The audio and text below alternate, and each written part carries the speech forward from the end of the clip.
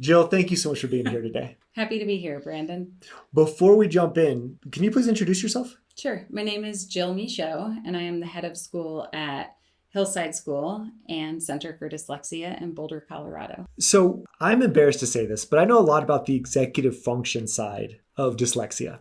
And I feel like I don't know very much about the reading or phonetic side of dyslexia. And so that's why I wanted to have you on today. All right. Well, you're not alone. Yeah. I think a lot of people have a lot of misconceptions around dyslexia. The most common, like people just think kids are seeing words backwards, right? It's like this idea of reversals. Or when they're writing, if there's a reversal, that automatically means they're dyslexic. It's very normal for young kids to reverse their letters. But dyslexia is a phonological processing deficit. It really is about the sound system of language. It impacts students' ability to really hear the discrete sounds within words and within sentences. And that phonological processing piece or phonological awareness is the piece that really stands out. There's also something called rapid naming, which is retrieval speed. For example, the way that we assess that is if a kid is pre-reading, we'll give them a sheet that has squares with colors on it, right? And we just time them. How many can they get through in a minute, saying blue, red, yellow? For kids who really struggle with that rapid naming piece, it impacts how easily they can access letter names, letter sounds, and really relates to fluency as they're learning to read. So we've got the pulling the sounds apart, and we also have that rapid naming. And then I know we're also talking about working memory, and a lot of times our students struggle in the area of working memory as well. Yeah, and one of the things I learned from you, which blew my mind, is the correlation between reading level in elementary school and your self-esteem.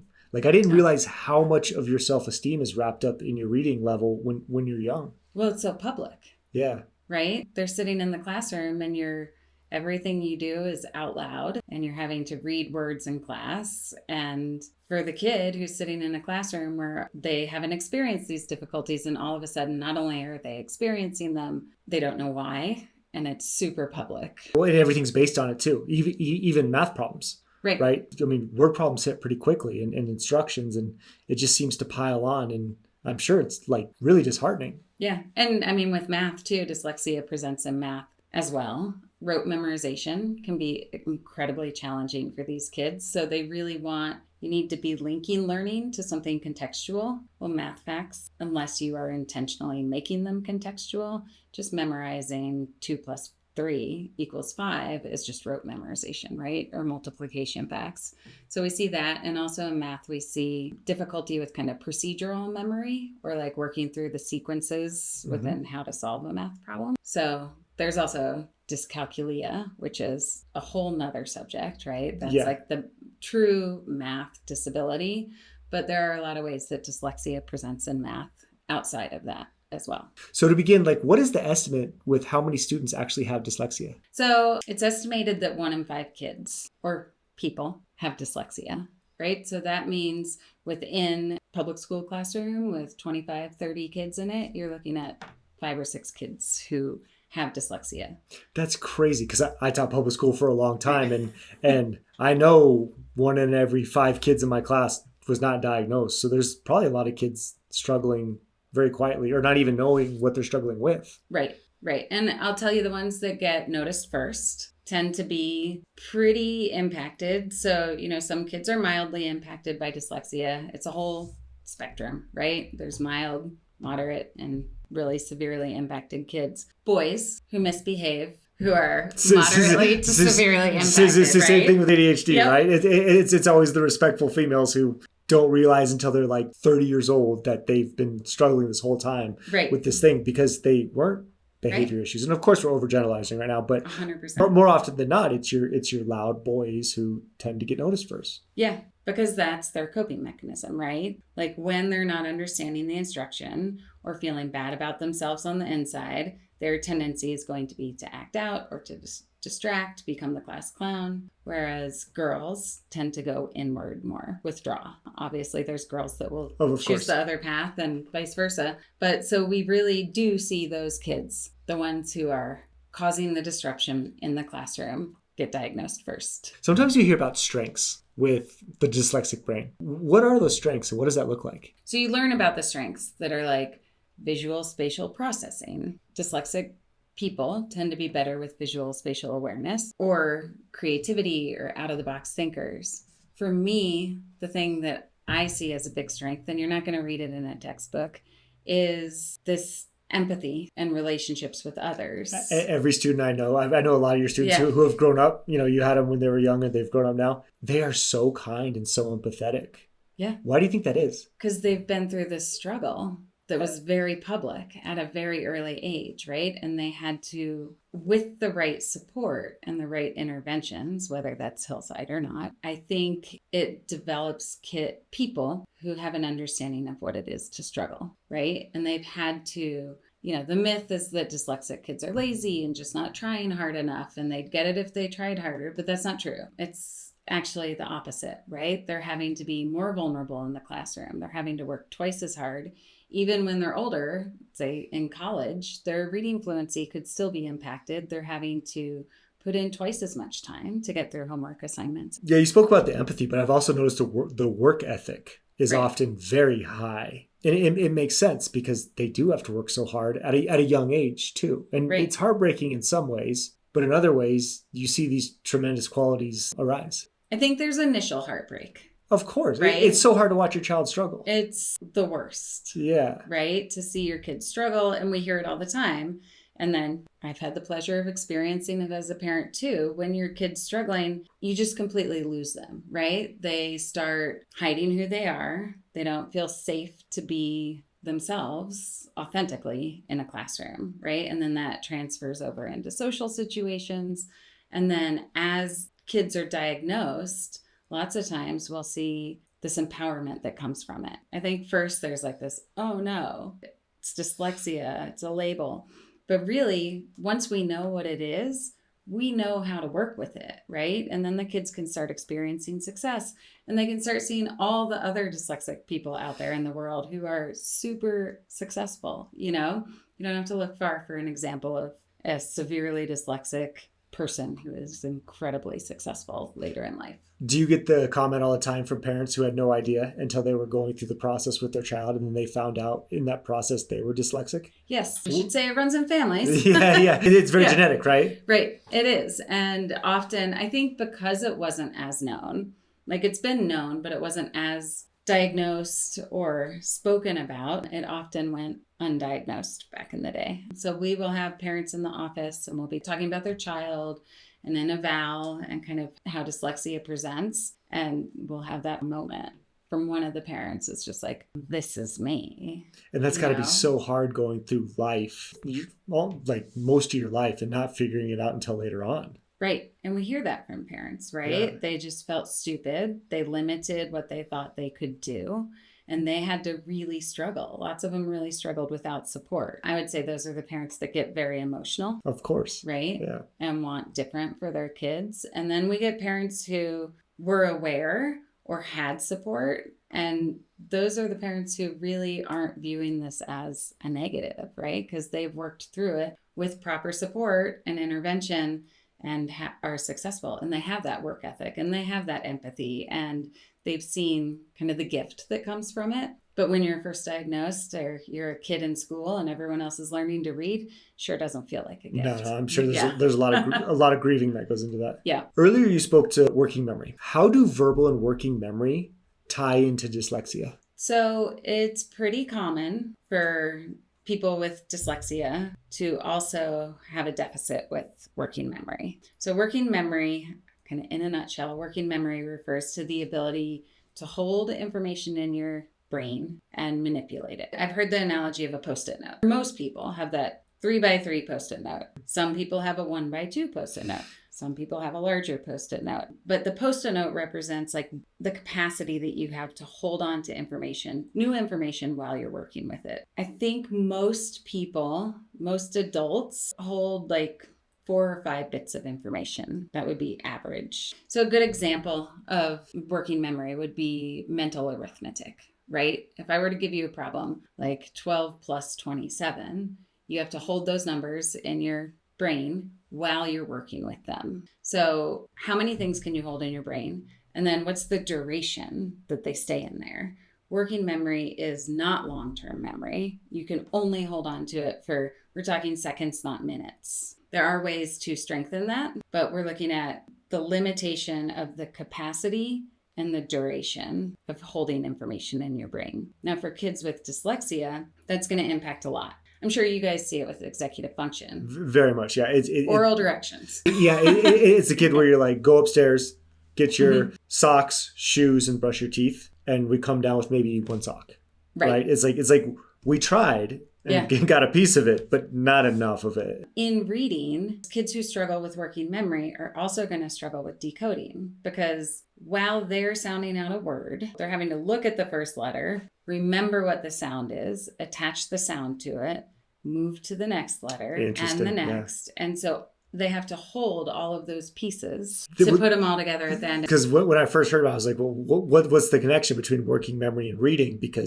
And then the way you laid it out, it makes a lot of sense. There's a lot to hold in your brain while we're sounding words out. And that's the decoding piece, right? When it comes to like reading comprehension, you have to hold the words at the beginning of the sentence or paragraph as you're reading through and connect the new information to the beginning information too. So there is a lot of holding of information to then put it together to help it, to have it make sense. Obviously, writing is another big one. How do we help with that? Or a better question is, how do you guys help with that? Probably the same way you guys do. I think, so it's easier to remember information when it's chunked, right? So if we can hold 3 to 5 bits of information in our brain when they're random pieces, if we present pieces that go together, like get your shoes and socks, shoes and socks naturally go together. We've chunked that information for them. So then maybe we can do shoes and socks and brush your teeth. And that's 2, right? So chunking and putting things together, visual components. That's what we do as well. Any directions that are important or that we're really working on at the time. Yeah.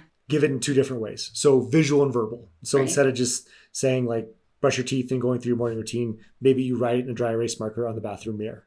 And you give it verbally. I will say with dyslexia, you're not writing brush your teeth on the, with a little kid who's dyslexic, they're not going to read it, right? So images. So you've got the picture of a toothbrush, or even having them verbally rehearse it. So I say, you're going to go upstairs. I don't know why. Oh, because it's morning. We're going to brush our teeth and get our shoes and socks. I could say, what do you see yourself doing? Right? And have them like imagine in their brain them going up, picturing my shoes and my socks. So they could make the visual image, or you could just draw a shoe and a sock, right? Yeah, I know every kid's unique, but is it common for them to have strengths in visual memory or visual comprehension? Sure. Yeah. Yes. Yeah. I think the auditory processing for many of our students is harder. However, some of them are really great, and they're your conversational kids who have high verbal ability. It's just the getting the words off the page. Like, it can present in so many different ways. So just because a kid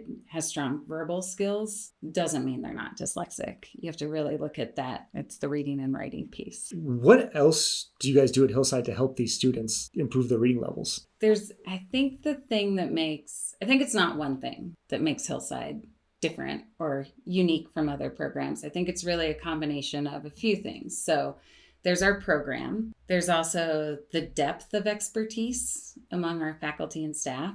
And then there's the relationship building. So in looking at the program, we've had a roadmap for how to help kids with dyslexia since like the 1930s. So that's not new. We're not the only ones that know how to go out and take a training. The way we have it set up at Hillside is we're using Orton-Gillingham-based programs, which are systematic, sequential, explicit, multisensory instruction, and all the components of reading. So it's what we talked about with that phonological awareness, but it's also decoding and spelling and reading fluency. So we have that program, but in addition to that, I think we have structured Hillside so that students really benefit from the frequency of instruction. So kids are there 5 days a week for 3 hours a day. So they're touching on all of the components every single day. They're also there in those 3 hours. We have time not only to teach the mechanics of reading and writing, which is that Orton-Gillingham instruction, which is literacy intervention, right? Designed for students with dyslexia. But we also have an entire other hour of literacy instruction, which allows kids to practice those skills. So that's where we're looking at reading comprehension, written composition, and they're not just learning how to read and spell words, they're actually learning how to apply that in a really structured and systematic way. And then the math as well. So we have that frequency of every day. We have the intensity of the 3 hours a day. And then we also have like the luxury of pacing, right? Think of these kids, or like if you're sitting in a room and things are going too fast, your tendency, or at least mine, I think it's pretty human, it's going to be to shut down, tune out, get distracted, make some other behavior choices. But then they're not learning, right? And they're getting further and further behind. But we have the luxury of really meeting each kid where they're at, pushing them forward when we can, but kind of staying in a skill or a space of learning that they need to be in for a longer period of time. Yeah, that's awesome. I mean, that's the luxury of having 4 to 5 students in every class. Right. Is they get very intensive help. Yep. Which takes me to like the relationship piece, right? Because a lot of our students have had those experiences in school, and we all bring those experiences with us everywhere we go, right? So kids show up at Hillside. You don't get to Hillside without having struggled. So we're super intentional about creating relationships, building trust, and creating a classroom environment where you're not only trusting the teacher so that you can like really engage in learning, but you're also developing trust with all the other kids in the classroom. And that's what I've seen more than anything else, is that self-esteem come back. Like the life comes back with the student, because I mean, they have to feel like something's wrong. Right. And then they get to a school where, well, everyone's got these challenges, and we can see that they can still learn very quickly, actually, if it's given to them the instructions given to them in the right way. And so I've seen more than anything else, it's the self-esteem. And I don't think parents take that into account when they're looking for a dyslexic specific program like Hillside. Yeah, it's funny because I think the power of Hillside and the best things you get out of Hillside, you come to Hillside for the academic remediation, but like you leave with so much more than that. And like in my mind as a parent and an educator, but really watching my own kids, you know, they walk away starting with thinking they couldn't learn, to walking away from knowing that they can learn. They can learn just as well as anyone else. They're in a classroom full of their peers who have also struggled. We always have a moment at the beginning of the school year that it usually happens on the first day in a lot of classes, where one brave soul says that they're dyslexic, like as if they didn't know that everyone else there was too. And it just opens up a conversation around what school has been like for them. And I think it's really empowering for them to see that these other completely normal kids sitting at the table next to them have had the same struggles. And then they're taught in a way that they learn. So those little successes build, right? And each time it builds, and then they're given something harder and they're successful with that again, you see the confidence grow. Yeah. And that's it right there. Right. That's everything. Yeah. The other piece that's such a differentiator for Hillside is the depth of expertise. I think at most schools, you have a few learning specialists, and they're kind of supporting the weight of all of the kids who have learning plans or need that special instruction. They're also carrying the weight of supporting all of the other teachers in their learning about dyslexia. But at Hillside, every one of our teachers comes to the table with a strong background in dyslexia intervention, experience working with kids specifically with dyslexia. And then we make sure everyone has although they might come from different programs, has that common Orton Gillingham background. So we're speaking the same language, and we've really worked to develop a culture of collaboration. So I don't care how experienced you are as a teacher. You might have been teaching 30 years with the hardest kids. You're still going to get a kid in front of you don't know what to do with, right? Like there will be something that comes up, whether it's a skill they're not getting or some behavior that's getting in the way. And I mean, you have such a depth of experience to draw from there. And that's why it's such a special program with such a high reputation in Boulder County. Yeah. And I don't think a lot of parents understand that it's more than just a reading intervention or a reading tutor. It's a full-on program that these kids aren't going to be in forever. Right? They're only going to be in for a couple of years. And then the goal is to get them back to their school and thrive. Yeah. And it's that confidence, and it's also learning how to self-advocate. Right. And you can't be, I know you guys do a lot of this here too, of it, yeah. But you can't be a strong self-advocate if you don't have the confidence and the understanding of what's interfering with your learning. So it's all those pieces kind of coming together to create the whole picture. So you find us for the literacy intervention, but really what you walk away with is so much more. So starting this year, we're so excited that Untapped and Hillside are partnering together.